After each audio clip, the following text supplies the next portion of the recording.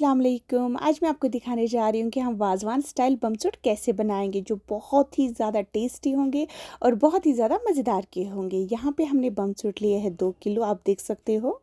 अब हम बमचूट को अच्छी तरीके से पील करेंगे। उसके बाद हम इन बमचूटों को 2 हिस्से करेंगे, आप देख सकते हो। इसके बाद जो ये बीच में होते सीड्स होते हैं, इनको हम निकाल के रिमूव कर लेंगे। सीड्स को फेंकना नहीं, सीड्स को हम स्टोर करेंगे और पानी के गिलास में शाम को डालेंगे, सुबह वो पानी का गिलास पियेंगे, हमारा यूरिन बिल्कुल साफ़ हो जाएगा। अब हम एक बर्तन लेंगे जिसमें हम मटन स्टॉक ऐड कर लेंगे। इसमें हम डालेंगे लहसुन का पेस्ट हल्का सा। अब हम इसको गैस पे चढ़ाएंगे। इसमें हम सारे खड़े मसाले ऐड कर लेंगे।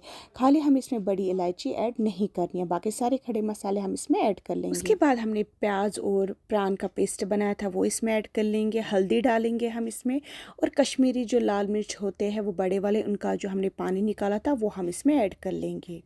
उसके बाद हम इसमें घी और कुकिंग ऑयल 1 चम्मच बड़ा वाला डालेंगे। हमने यहाँ पे इमली ली थी, उसका पानी निकाला था, वो हम इसमें स्ट्रेन करके ऐड कर लेंगे। अब हम इसको ढक के रखेंगे और तब तक पकाएंगे जब तक ये अच्छी तरीके से थिक ना हो जाए। यूं ही आपको लगे कि ये अच्छी तरीके से थिक हो गया है, हम इसमें सारी बमचूट ऐड कर लेंगे। उसके बाद हम इसको कुछ देर तक और पकाएंगे जब तक इसका जो रस है अच्छे से थिक ना हो जाए।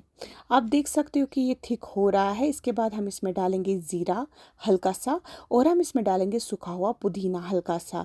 उसके बाद हम इसमें डालेंगे मौवली वाटर, वो फूल एक होता है, उसका पानी हमने निकाला था, वो हम इसमें कलर के लिए ऐड कर लेंगे। ऑप्शनल है, आप स्किप भी कर सकते हो।